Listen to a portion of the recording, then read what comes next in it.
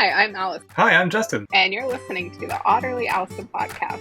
Who knows what we'll talk about?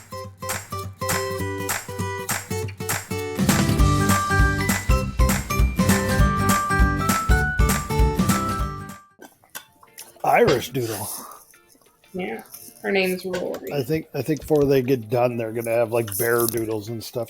We have a Cavapoo and a Labradoodle, and our next we want to get is a Bernie doodle because we want it to be big. Yeah, we have a Labradoodle. Let's do it again. They did this on Monday with Allison for video. Good, because I thought I had started drinking and I didn't even drink anything yet. I was like, or I was having a stroke and my right eye was going out or something. 5 o'clock in Greenland. We're good. Well, welcome to our show, Herb. Thanks for joining. Oh, happy to be here.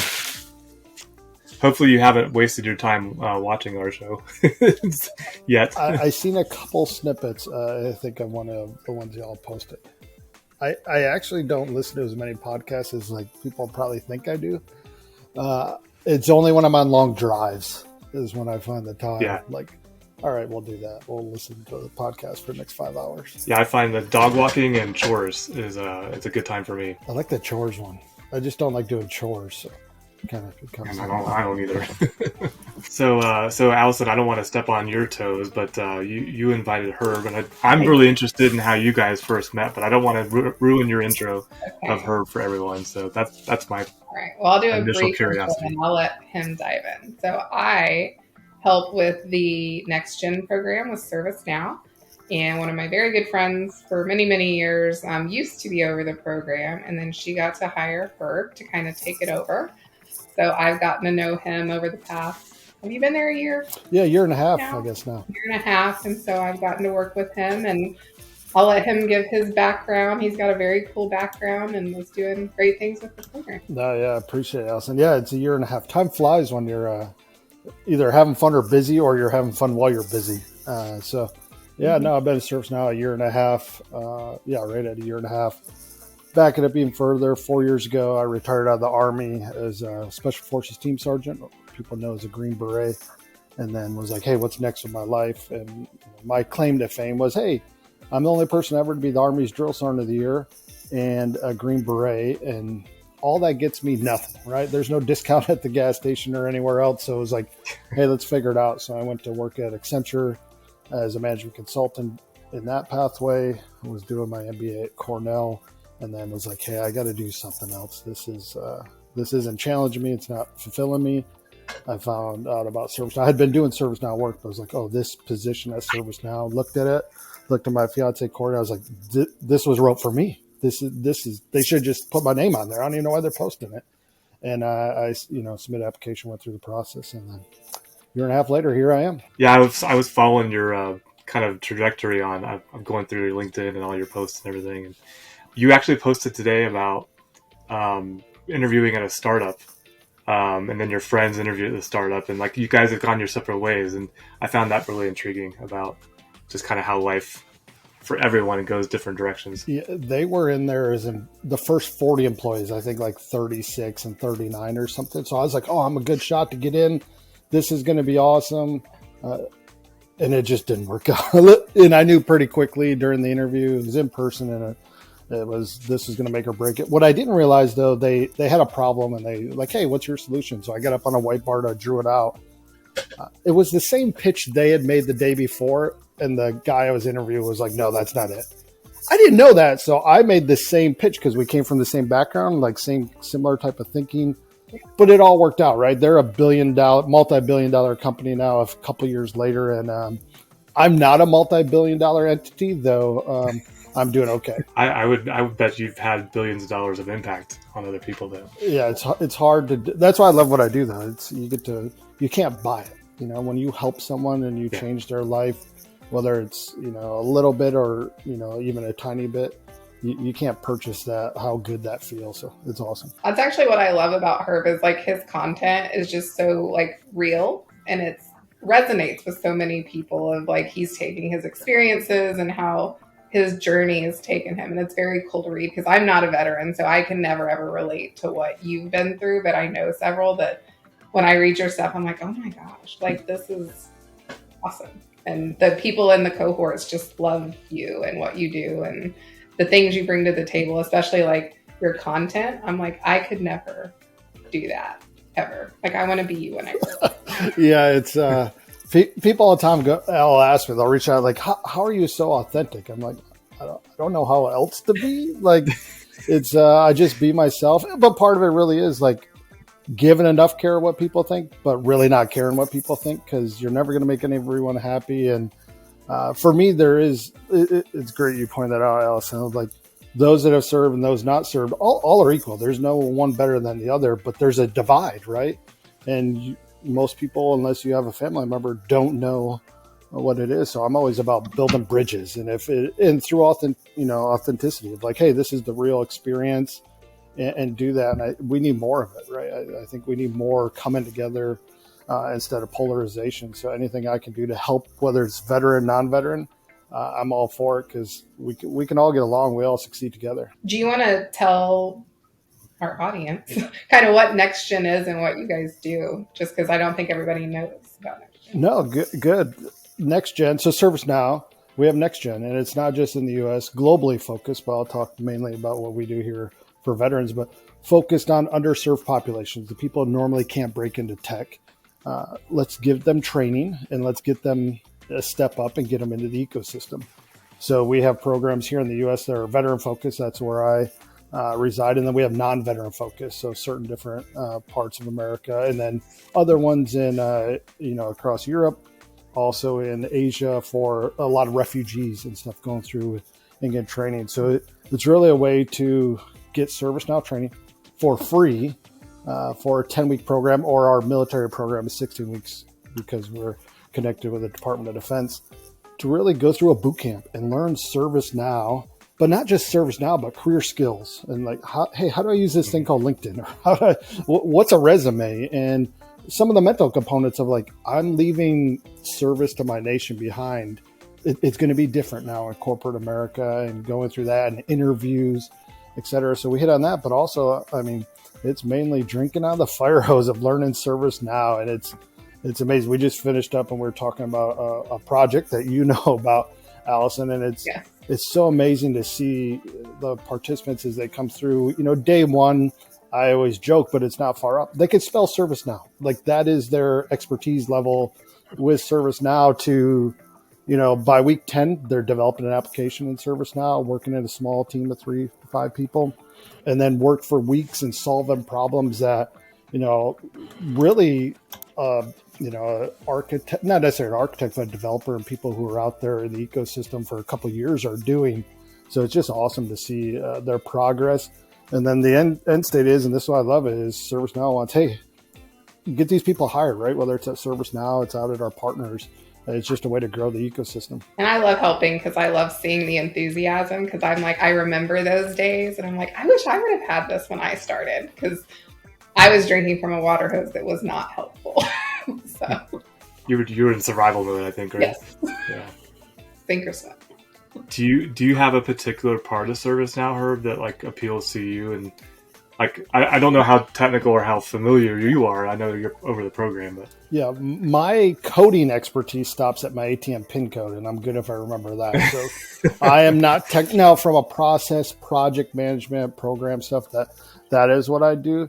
What I love about ServiceNow, and really it goes back to my military career, I think about all this stuff, and it's everybody in every company, workplace, that was just mundane. I'm like, why are we doing this again? Like, when I out-processed out of the Army, right, after serving 20 years, they gave me this stack of papers, and I had to walk around the base, and they had to give a stamp, and I'm like, I've never been here before. Why are you even giving me, why do I need your permission so I can go home, essentially, right?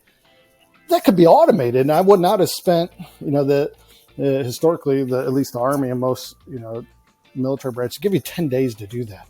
Now you're running across posts for days getting stamps on paper, and it's like, that could be a simple workflow in ServiceNow that would take click, click, click, click, and it's done. So that is actually what I love about ServiceNow, is the ability to just, the bureaucracy, the mundane stuff that just eats at me, ServiceNow can solve that. And I know it eats at me. It's people across companies everywhere, whether you're served or whether you're sitting in an office or a warehouse. It can just make your life easier so you can focus on your work that you're supposed to be doing. And that's what I love about it. I can talk about it. I can get in and do it. I've done it. I've given training on ServiceNow. I've used it, but I don't dive into the different kind of sections of ServiceNow and what we actually do. It's just at a very high level. Gotcha. Well, you know what you made me think of? Sorry, Allison, but real quick, when you're talking about getting rid of the mundane or the bureaucratic stuff, right before this, I was going through a lot of your posts, and you seem very reflective and creative, and you can't get to that headspace if you're caught up in all these new nuances and itty bitty details. I think you're living that in your online presence, at least. Yeah, exactly. I mean, if I hate anything, I hate bureaucracy. And then, so what was your kind of hardest? Go ahead, Allison. Oh, I was just say, was there any advice you have for people that you felt was the hardest part of your transition? Whenever you came out of the military, was there that light bulb moment where you're like, it's all going to be good? Or because I'm sure that's a drastic change after so many years. Thank you for asking it. It's a huge change, and it's really a way of life, right? It's not changing a job. It's not doing anything like that. And for me, there was doubt. I just said, hey, I'd been successful. Whatever you say that, I was successful in my military career. I accomplished a lot. But where I came from, I grew up in a trailer park. My dad was on welfare, lost his job, etc. There wasn't nothing to go back to. So I had doubt of I was successful in the military, but could I be a successful civilian, so to speak? And for me, the magic moment was I got accepted into this 2-week program up at Dartmouth. I went there the first day, and it's an awesome program. It's a graduate certificate program, and they mix athletes, Olympic athletes and veterans. And I looked around the room, and I was like, I believe I can do this. I believe I belong. I can be successful. And from there on, granted, there was all kinds, and there still will be in the future, trials and tribulations, ups and downs. But from that moment, I believed in myself. And then it was, okay, as long as I believe in myself, I'll make it happen. Allison and I have talked about on the podcast a lot, imposter syndrome, kind of coming in and feeling like, you're not in the right place, or everybody knows more than I do, and someone's going to catch me. You know what I mean? And it's, I think there's a point, and I think you kind of just described it, where you're just like, no, I got this, and be humble enough for when you don't got it, you just like, oops, yeah, but now I know, and you move on and stuff like that. So yeah, I don't know how to describe that mental leap either, but it's important in your career, I think. I'm looking at my notes. Yeah, if I could add on that, Justin, for at least military folks, I learned there, right? If I went and worked hard, I had to learn a process. It was the same thing when I got out, right? It was let me work hard, not, believe that I know everything, believe that I can do it, and put in the hard work. And it's wow, that worked in the military, works in general. People are people, right? If you work hard and smartly, you're going to be successful. So but believe in ourselves. We all deal with that. I think of looking in the mirror and going, am I good enough? Whether it's in a personal relationship or a professional, setting. And we just have to believe in ourselves to go, okay, I'm not perfect. None of us are. We'll never will be, but I can keep going forward. I can learn, and I'm going to make it. It's going to be okay. I like that sign. Work hard and be nice to people. Yeah. Well, I was looking through the application. Well, first of all, I noticed that NextGen, when I went there, it's actually hosted on ServiceNow. So I thought that was pretty cool. I was went in the back end and hit a knowledge base article. But in the FAQ, it goes through kind of a typical cohort. And it's got technical stuff like you're talking about. But do you guys incorporate what we were just talking about, the more soft skills side of things, and having that confidence and presenting and solutioning, like you were talking about, if your first job interview? For our programs, yes. Each of them had their own little unique tweaks based off of where they're located at. Specific for our veteran programs, that's our whole first week, is focus on that to set the conditions for learning. Now we come back and hit on it, but the whole first week is making the mental shift. Realizing you left the uniform behind, or our other programs do hope, thoughts, and fears. Let's be real, and let's talk about what we may not talk about at parties. Let's say the silent things out loud. Let's talk through it. but also continue to do that and bring in people as guest speakers that go, hey, it sucked. You know what? Yeah, I didn't get the job, or I struggled to, get my certifications, but I'm here and I did it. You can too. And that's such a powerful, especially with our alumni and the people like Allison that come into our programs that really share back and give back, saying, hey, I've been where you are. It's going to be okay. Hugely impactful on top of the technical learning that is just through the roof as far as the amount that they're learning in a short period of time. Yeah, we talk about interviewing, and it's like my favorite session that we do because I'm very blunt, which is, I feel like there's no other way to be. And this is going to give it away, but we surprise them with questions at the end that I ask in interviews. And so there's always that deer in the headlights look. Herb gets my easy one every time of cave versus treehouse. Wait. What? Cave versus treehouse? Where would you rather live, in a cave or a treehouse, and why? And he has to answer that, or the students have to answer? I wasn't following. Sorry, he does. Okay. It's to kind of break the ice when you have like a nervous interviewer. You just ask, like, would you rather have like 6 hands and no feet? Just something random. Yeah. But I ask it because everyone I interview says a treehouse because caves are wet. But Herb didn't have that answer, and I was very excited. But we don't want to give it away. Is that what I'm sensing? Like, we can. I don't think of caves as wet. I think of them from a military mindset. Like, nothing good happens in a cave, right? I think we can go through history and see what's happening in caves. So I live in a tree. I'm looking at trees right now. I essentially live in a treehouse. So I choose treehouse, but for a different reason. But I love that Allison does that. She throws those questions. When I was my final interview at Accenture, it ended with, hey, you're on the toilet and there's no toilet paper. What are you going to do? And at first I was like, what the, but it's such a great question because you see someone have a personality. You see, could they talk through a process of like, hey, here's what you do. I got to do this. And I just thought it was a fun, unique question that I was like, wasn't prepared for, but I was able to see a little bit of the interviewer and they were able to see a little bit of me. And I just thought it was really cool. Yeah, I think Allison and I were talking about when you can see the wheels turning in somebody when you're interviewing and watch them kind of figure something out.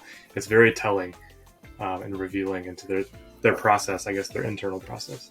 And I don't want robots. Like, I want you to answer, like, I don't want the dictionary definition of something. I want you to use your words. And I want you to, like, just be you, because that's who I'm hiring. I'm not hiring, like, I can teach you ServiceNow, but I can't teach you to be who you are. Like, you can't teach it. So we cover that a lot in that session of just be yourself. Yeah. Back when I was an interviewing manager, what I was always looking for was, I need someone that can hustle. Like, I need someone that I don't have to be over them with a clipboard and that's going to go after the next thing and learn it. I saw that in your application too. It was like, you want, I'm just quoting here, grit, resilience, growth mindset, all those things that make a good employee or a good steward of your own career, I think, regardless of your employer. Yeah, I think ServiceNow, just like Allison was saying, wherever you're at, we could train you as long as you're trainable, right? If you have that grit, resiliency, the hustle, and probably a little personality, because we don't want to work with serial killers. We actually want to work with some people we enjoy, right? So if you could show that, and I think too often people, very rightfully so, they're nervous. It's an interview. Oh my God, I'm being judged. It's like, just be yourself. That no one's going to take you out back and like beat you, right? Like, worst can happen, yes, you don't get the job, but just be yourself. And I always tell people, if you can't be yourself, what are you going to do once you start the job? You're going to keep playing to be someone else all the time, versus at some point the real you is going to come out, or the real them will come out, and it won't be a fit. So just be yourself. Yeah, I try to explain that too. It was like, if it's not a fit, that's the best blessing you could get, of you being yourself and it not being a culture fit, because you're not going to be successful in a culture you don't fit in anyway. So, like, I've interviewed people that were fantastic but would not have fit in at all. And so I had to pass. And it was not because they weren't intelligent. They just weren't a fit for what we are building. So I don't think I've ever looked at that as a positive. That's the first time. That's a great way to think about it. Yeah. If I may, Corey, my fiance, has been in the job search, right? And one of those companies, I won't name them, it was going well, like 5 interviews in, right? And on the 6th interview, like it got opened up to like, oh, this isn't a fun place. Like it was a panel interview, and like people looked like they were, in prison, and she was like, oh my God, I don't want to work there. And they didn't want her also. So it was like, that was a good thing, right? Because do you get hired and then what do you do? Oh, I need to quit, or what do I do? And we all want to enjoy what we do. We can't always love everything we do, and there's going to be stuff we don't agree with, but we should be able to look forward to going to work. And if not, then we probably need to be somewhere else. That's how Justin and I got a podcast, is we like talking to each other. Yeah. Talking and spending time discussing weird stuff that we don't have to do related to work. Maybe a form of procrastination. I love it. What's a good weird thing? What's a good weird thing? Oh man, There's lots of good weird things. Most recent, maybe. Boxed wine. Yeah. Yeah. What's your name? What's your name for it, Allison? Cardbordeaux. Classic. Those are not cardboard wine. There's some that are not bad. There's some that are terrible, but there are some that are not bad. Yeah, cardboard wine, that it just presents an image in my mind that is like, again, that's a stereotype I have. It's like, not good. I love having those conversations too. My son has a garden, and Justin's dad was a plant doctor. So he's like telling me things about the garden. That, Yeah, gardening's fun. Did you say a plant doctor? Yes. Technically, it's a plant pathologist, and he basically, we used to work for Homeland Security, but basically looking at pathogens on agriculture. And, you don't want something coming from another country into the U.S. And before that, he would work on, for seed companies if they sell all these seeds and they get a disease or something. So, yeah. I do have a quick plant story if we have time for that. Oh, yes. So when I met my fiance, Corey, her dad, he's just retired after like 4 years as a Methodist minister. So, hey, Herb's coming over. He's a Green Beret, all this good stuff. And he takes me around their property, and he's like, hey, do you know what that plant is? And I was like, fern. And he's like, what about that one? And I'm like, fern. He's like, we have 4 different types of ferns. And as we're going, like, this was every plant. He has a couple acres. And it was like, do you know what that tree is? And I was like, no. And I'm looking at Corey like, what? We still haven't figured out why. Like, if he thought Green Beret meant like something with like greenhouses or something, or like what happened. But we walked for like a mile, and I kept getting asked, like, do you know what that plant is? And I was like, no, we still haven't figured out why he was asking. So we'll joke about it from time to time. Like, do you know what that fern is? Nope. That's hilarious. Yeah. They have apps for that now. Is what you should have said. Yeah, I use one. So we do have to ask her what you think your spirit animal would be, because mine's an otter and Justin's is the owl, hence our name. So I'm going to go with eagle because I don't get excited about much, right? I'm pretty level-headed. I don't like someone famous could show up right now, walk in the room, I'd be like, whatever. But if a bald eagle flies by right there and people have seen it on call to me, I'm like, and Corey will be like, dude, there's something wrong with you. People probably think you're mental. And I'm like, bald eagles. I just love them. So I'll go with a bald eagle just because they're so cool. And they look like they wear gaucho pants. Gaucho pants. Hadn't thought of it that way, but now I will. Whenever you walk, it looks like they have little gaucho pants on. I'm not going to look at it the same now. They just went from majestic to something really different. Yeah, it's fine. But yeah, that's how we got our name. So we're now going to have to ask all of our guests because you're our first.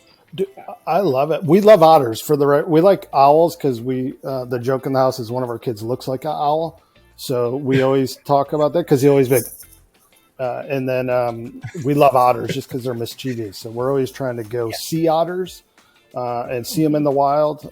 So when we're out walking around, and usually we fail and we don't see them, but we talk about the little otter in the house down there, like reading the paper, smoking a cob pipe, and we have some interesting conversations, and now people probably will think I'm mental. But There's an aquarium in Georgia where you can like hold hands with an otter. And I don't live far from Georgia, so I've been like, how do I convince my husband to let me go hold hands with an otter? We saw somewhere on the signs going to Delaware. It's in Delaware. You can swim with otters. There's like a swimming pool, and you hop in, and then the otters get in with you, and you sit there for like a half hour in the pool with them.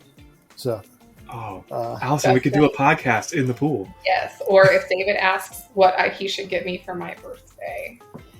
I'll send it to you. I'll send you the info on it, Allison. Yes. And so we have a condo in Myrtle Beach, and at the aquarium, they have sloths that are coming soon, and I will pay money to hold a sloth. As soon as it opens, I'm going. It's funny, the animal tie-ins with this conversation. Our daughter is scared of sloths. And we're like, you realize they can't move, right? So like in the Baltimore aquarium that we go to sometimes, there's 2 sloths and they're way up in a tree. Like they can't get to you. And like, everyone's like, where are they? She's like, it's right there. Like she can find it because she is so deathly scared. And like, she's like walking. So now I didn't realize all these places sell sloth things. So we buy them all the time just to mess with her. So like, hey, here's a soap holder. That's a sloth. Here's a stuffed animal. Here's a keychain. Like now that I know that you don't like them, like you're going to get everything sloth. I wonder what creates that, like, just natural aversion to certain things. I don't like mascots. They freak me out. We talk. You don't know. We talk about it that everyone has an irrational fear. So in her case, it's sloths. I don't know what you all's are, but everyone has an irrational fear. Mascots. There you go. There's no reason I should be scared of them, but they terrify me. At Knowledge one year, the power buttons were like everywhere I went before they changed logos to the little toilet seat logo. The old power buttons were like all over Knowledge. Toilet seat logo? I know it's supposed to be a person, but yeah. I'm not going to look at that the same now. I know, I'm sorry. I'm now a life-altering podcast. Yeah, I had not thought of that as a toilet seat, but I can see it now. Like, we have this map of the world in our living room, and it's like a print on wood and stuff. And now when I look at it, Brazil and a couple other South American countries look like Kernel Sanders. So I can't unsee it. So I'm like, look, there's Kernel Sanders. And like other people can't necessarily see it. They're like, okay, maybe a little bit. But now anytime I look at it, I'm like, Brazil and a couple of the other countries don't exist. It's just Kernel Sanders. Have you seen their logo? It looks like he's got like little arms and little legs instead of the bow tie. I have not, no. You need to pull it up when we're done, and you'll just see like his little hands. Yeah, Herb, when we pull up the screen share, it can go really downhill very fast. I see that. That's good, though. It's fun. That's how it should be. Yeah. Yeah, we try to have fun. Buc-ee's gas stations one day. Do you guys have Buc-ee's you're in Colorado, right? I'm right outside of DC. We do not. I think I seen a Buc-ee's in like Kentucky or somewhere one time. So we get down lots of rabbit holes. I love it. Sorry, my dog just started snoring. I hear that. I was like, wait, did I fall asleep? Am I snoring? Because I do snore, and I was like, wait, did I do that? Nope, not you. It's her. And she gets right underneath like the desk, so I can't. I'll probably just filter it out in post, but has to. Do you guys have pets, Herb? We do. We have our 2 dogs, and then there's a turtle over here that like you can't hear, but like our son hasn't filled up the water, so it's like trickling, and it's really annoying. And I'm like, why do we have this turtle? No one pays it attention. Like, no, we can't get rid of the turtle, so we have a turtle and 2 dogs. Nice. And then we want more dogs. We did have chickens that lasted for about 2 days once we put them outside. And then the other fox or hawk said, hey, we'll take the chickens. So after raising them from like a day old to being, I think it was like 10 weeks old, we decided not to have chickens anymore. Yeah, that's probably smart. I've entertained the idea. I've never done it. It was really cool. I put a lot of work in fencing, like converted a shed, cut out a hole so that a door, installed a solar power door, and then the second day they're out in the wild, they're gone. Just gone. And I was like, and there was just blood spots. I was like, okay, I'm not investing in this. I also had like built a frame in the shed with fencing to like fence off. I put a lot of hours into this, and I was like, we'll just buy our eggs. This is not worth it. Yeah. Not worth it. That's before they went up on price, right? It was that. Well, Justin, you can buy a pre-built chicken coop. Just drive up to DC. I mean, not a bad idea. Just more fencing, maybe. Well, Herb, thank you for coming. We were trying to be cognizant of your time. But any last things? I see RiseUp on your shirt. I know that's new. And... It is. RiseUp with ServiceNow, kind of, expounding upon what we're doing with our NextGen programs. Just, ServiceNow said, hey, we're going to train 1 million people in 2 years on ServiceNow. Not lofty goal or anything, but really, hey, how do you get people into the ecosystem, right? As we're growing, the company's growing, people need to have training. So that's the goal as we go forward, and it's evolving around the globe of getting people more trained in ServiceNow, and just happy to be a part of it. Yeah, well, thanks for their being here for our podcast. Yeah. We're just trying to spend time together and maybe share a little bit of ServiceNow stuff. So you're actually our first guest, Herb.